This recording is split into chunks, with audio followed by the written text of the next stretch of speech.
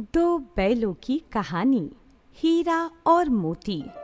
झूरी के पास दो बैल थे, हीरा और मोती। देखने में सुंदर, काम में चौकस, डील डौल में ऊंचे। बहुत दिनों तक साथ रहते रहते दोनों में भाईचारा सा हो गया था। दोनों एक दूसरे के मन की बात को समझ जाते थे। कभी कभी वे दोनों आत्मीयता की भाव से सींग भी मिला लिया करते थे।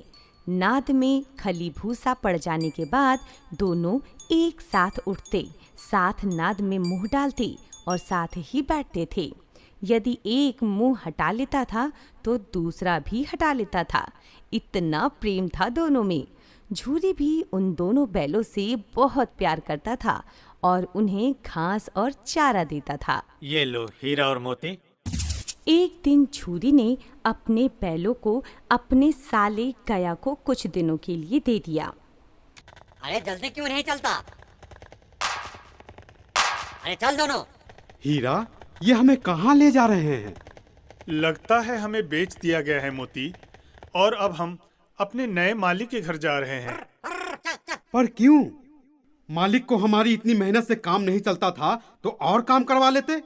हमें तो मालिक की सेवा में मर जाना ही मंजूर था, लेकिन उन्होंने इस जालिम के हाथों क्यों बेच दिया? चल जल्दी चल, जल्दी चल।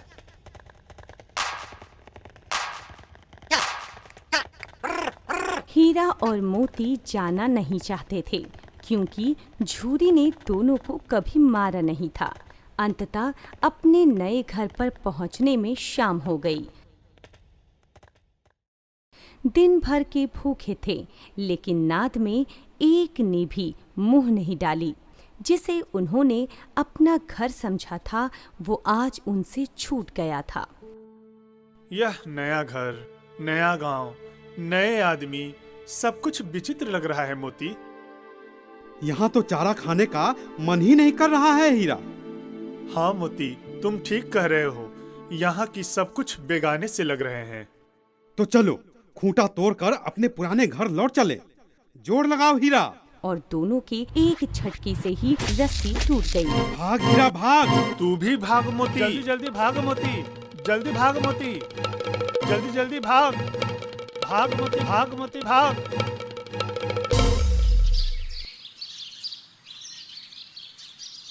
झूरी प्रातःकाल सोकर उठा तो देखा हीरा और मोती दोनों चरनी पर खड़े हैं। आहा, मेरे हीरा और मोती लौट आए दोनों। और झूरी ने दौड़कर उन्हें गले लगा लिया। हीरा और मोती के लौट आने का समाचार फैलते ही गांव के लड़के जमा हो गए।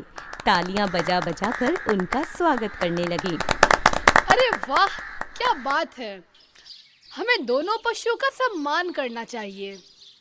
ये लो रोटियां खाओ, ये गुड़ भी ले लो। अरे ऐसे बैल किसी के पास ना होंगे। हाँ हाँ, इतनी दूर से दोनों अकेले ही चले आए। ये बैल नहीं, उस जन्म के आदमी रहे होंगे। परंतु झूरी की पत्नी यह सब देखकर जल भुन गई। कैसे नमक हराम बैल हैं। एक दिन भी वहाँ काम नहीं किया और भाग खड़े हुए।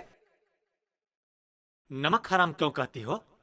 चारा दाना न दिया होगा तो क्या करते? अरे हाँ हाँ, बस तुम ही तो बैलों को खिलाना जानते हो। बाकी लोग तो पानी पिला पिला कर रखते हैं। इन कामचोर को सूखे भूसे के सिवा कुछ न दूंगी, समझे? यह कहकर झूरी की पत्नी वहाँ से चली जाती है। तब झूरी ने अपने नौकर से कहा, थोड़ी सी खली क्यों नहीं डाल देते हो? अरे ना ना, मालकिन मुझे मार ही डालेगी। अरे उसे पता ही नहीं चलेगा। अरे ना दादा, पीछे से तुम भी उन्हीं के जैसे कहोगे। अगले दिन झूरी का साला गया फिर आया बैलों को ले जाने के लिए। इस बार उसने दोनों को गाड़ी में जोता। हीरा, मैं चाहता हूँ गाड़ी को खाई में ढकेल दूं। नहीं मोती, ऐसा करना ठीक नहीं है। हीरा, तुम मुझे कुछ करने ही नहीं देते हो। अरे जल्दी क्यों नहीं चलता? चलते चलते शाम हो गई। घर पहुंचकर गया ने फिर वही रूखा सूखा भूसा डाल दिया। अरे फिर वही रूखा सूखा भूसा। हीरा, मैं भूखा रह लूंगा पर ये नहीं खाऊंगा। तभी एक छोटी सी लड़की 2 रोटियां लिए निकली। तुमने कुछ खाया नहीं, ये लो, तुम्हारे लिए रोटियां लाई हूँ। वो लड़की भैरों की थी। उसकी अपनी माँ नहीं थी और उसकी सौतेली माँ उसे हमेशा मारते रहती थी। हर रात वही बालिका उन्हें 2 रोटियां खिला जाती थी। इन 2 रोटियों से उनका पेट तो नहीं भरता था, परंतु उनके दुखी मन को अवश्य शांत करता था।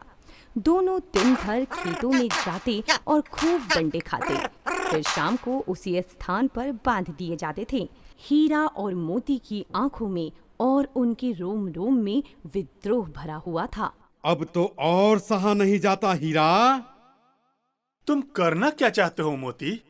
यही कि अपने सींगों पर उठाकर पटक देना चाहता हूँ इस घर के मालिक को।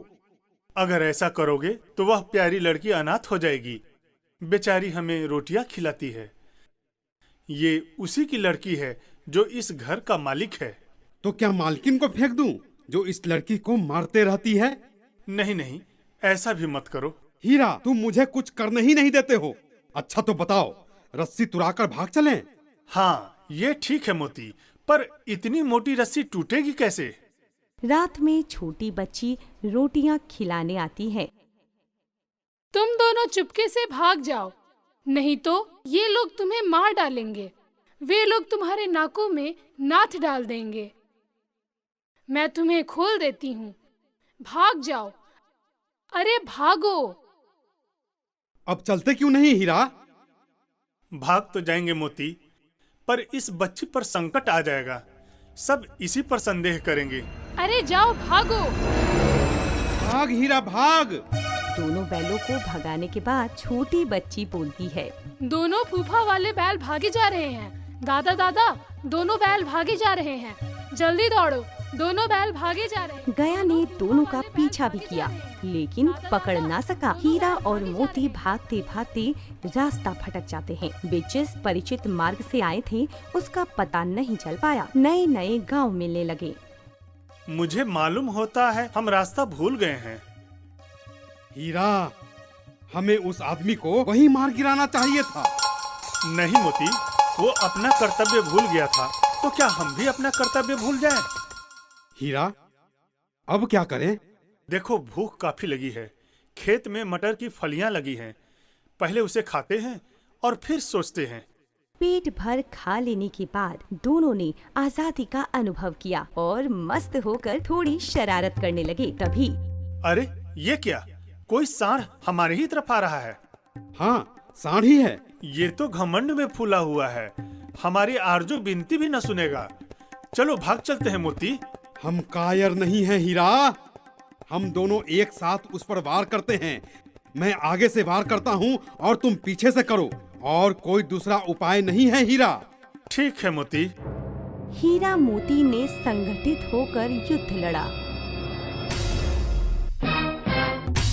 और कुछ देर के युद्ध के पश्चात दोनों ने दूर तक सांड का पीछा किया, लेकिन घायल सांड बेदम होकर गिर पड़ा। हमने इसे पछाड़ दिया है हीरा। मेरा जी चाहता है इसे मार ही डालूं। नहीं मोती, घायल शत्रु पर वार नहीं करना चाहिए। नहीं हीरा, दुश्मन को ऐसा मारना चाहिए कि फिर ना उठे। अच्छा, अब यह सोचो कि घर कैसे पहुंचोगे। पहले कुछ और खा लेते हैं, फिर सोचेंगे। सामने ही मटर का खेत है। दोनों खेत में मटर खाने लगते हैं। तभी मोती, लगता है कुछ लोग हमें पकड़ने आ रहे हैं। और उन लोगों ने दोनों को घेर कर पकड़ लिया। जल्दी ही उन्होंने स्वयं को एक कांजी हाउस में पाया। वहाँ पहले से कई दुबले और डरे हुए जानवर बंद थे, पर किसी के सामने चारा न था। समझ में नहीं आता यह कैसा मालिक है। अरे इससे अच्छा तो गया ही था। कम से कम रूखा सूखा चारा तो देता था। अब और नहीं सहा जाता है मोती। चलो मिलकर दीवार तोड़ते हैं हीरा। मोती तुम तोड़ो, मुझ में अब दम नहीं बचा है। मोती दीवार तोड़ने की कोशिश करने लगता है। बाड़े की दीवार कच्ची थी। मोती अपने नुकीले सींग से दीवार पर वार करने लगा। तभी कांजी हाउस का चौकीदार उसे यह करते देख लेता है। अरे दीवार तोड़ता है, रुक अभी तुझे सबक सिखाता हूँ। और दोनों बैलों को डंडे से मार मार कर मोटी रस्सी से बांध दिया। क्या फायदा हुआ, मार भी पड़ी और बांध भी दिए गए। मैं तो जोर मारता ही रहूंगा, चाहे कितने ही बंधन पड़ते जाएं। जान से हाथ धोना पड़ेगा। हीरा, कोई परवाह नहीं, वैसे भी तो मरना ही है। सोचो, अगर दीवार टूट जाती तो कितने भाइयों की जानें बच जाती। किसी की देह में जान नहीं है। 2-4 दिन यही हाल रहा तो सारे मर जाएंगे। हाँ, यह बात तो है। अच्छा चलो, मैं भी जोर लगाता हूँ। 2 घंटे के प्रयास के बाद जानवरों के भागने लायक दीवार गिर गई। दीवार गिरते ही अधमरे से पड़े हुए जानवरों में जान आ जाती है। घोड़ियाँ, बकरियाँ और भैंसे सभी भाग जाते हैं, लेकिन गधे ज्यों का त्यों खड़े थे। तुम क्यों नहीं भाग जाते हो? अभी तो भागने का अवसर है। नहीं, फिर पकड़ लिए जाएंगे। हमें तो डर लगता है, हम यहीं पड़े रहेंगे। आधी रात हो चुकी थी, लेकिन गधे अभी तक सोच रहे थे कि भागे या ना भागे। अरे भाग! मोती ने सींग मार मार कर दोनों को भी भगा दिया, लेकिन हीरा बंधे होने के कारण भाग नहीं सकता था। मोती, तुम भाग जाओ, शायद फिर कहीं और भेंट हो जाए हम दोनों की। हीरा, क्या तुम मुझे इतना स्वार्थी समझते हो? तुम्हें संकट में छोड़कर मैं भाग जाऊं? बहुत मार पड़ेगी मोती। लोग समझेंगे कि ये सब तुम्हारी ही शरारत है। मुझे मंजूर है हीरा, लेकिन मैं तुम्हें छोड़कर भाग नहीं सकता हीरा, भाग नहीं सकता। सुबह होते ही कर्मचारियों में काफी खलबली मच गई। मोती की खूब पिटाई भी हुई और उसे मोटी रस्सी से बांध दिया गया। दोनों 1 सप्ताह तक वहां बंधे पड़े रहे। चारे के नाम पर सिर्फ पानी दिया जाता था। इस कारण वे दोनों काफी कमजोर हो गए थे। तभी जानवरों की नीलामी हो रही थी। दोनों बैल बेचे जाने वाले थे। ये रहा बैलों का जोड़ा। अरे ये तो हड्डी का ढांचा मात्र रह गया है, लेकिन कोई बात नहीं, मुझे यही चाहिए। दोनों बैल जान चुके थे कि वो आदमी उन्हें क्यों खरीद रहा है। नीलामी के बाद दोनों डरे हुए जानवरों को वो ले जाने लगा। गया के घर से हम बेकारी भागे थे हीरा, अब तो हमारी जान भी नहीं बचेगी, हमें मार दिया जाएगा। कहते हैं भगवान सबके ऊपर दया करते हैं। एक बार उन्होंने नन्ही लड़की के रूप में हमें बचाया था, क्या अब नहीं बचाएंगे? यह आदमी छुरी चलाएगा, देख लेना। तो क्या चिंता है, मांस, खाल, सींग, हड्डी सब किसी न किसी के काम आ जाएंगे। कई घंटों तक वे चलते रहे। तभी अरे, ये सड़क जानी पहचानी सी लगती है मोती। गया इसी रास्ते से हमें ले गया था। वही खेत, वही बाग, वही गांव और वही कुआं। इसी कुएं पर हम लोग पूर चलाने आया करते थे। हमारा घर नजदीक आ गया है हीरा। दोनों की सारी थकान और दुर्बलता गायब हो गई और दोनों ने झटक कर रस्सी तोड़ दी। फिर बछड़ों की भांति घर की ओर दौड़े और इस तरह अपने घर पहुंच जाते हैं, जहां झूरी घर के पास धूप सेक रहा था। हीरा और मोती, आ गए तुम? झूरी दौड़कर उसे बारी बारी से गले लगाने लगा। तभी दाढ़ी वाला खरीदार बैलों की रस्सियां पकड़ लेता है और कहता है, ठहरो, ये मेरे बैल हैं, मैंने इन्हें नीलामी में खरीदा है। अरे चुपके से चले जाओ, ये मेरे बैल हैं। मैं बेचूंगा तब तुम्हारे होंगे। किसी को भी मेरे बैल नीलाम करने का क्या अधिकार है? मैं पुलिस को बुलाऊंगा। अरे जाओ। रस्सी मुझे दो। अरे जाओ इस जाओ। पर मोती ने भड़ककर उस पर सींग से वार किया और उसे मारने के लिए पीछा करने लगा।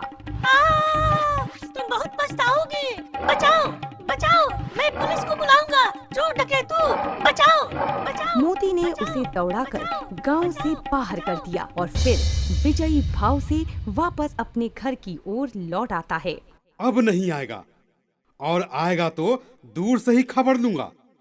हमारी जान को कोई जान ही नहीं समझता, इसलिए कि हम इतने सीधे हैं हीरा। झूरी नादों में चारा पानी देकर दोनों को सहला रहा था। तभी झूरी की पत्नी दौड़ी दौड़ी आई। आ गए मेरे हीरा और मोती। और दोनों के माथे को चूम लिया।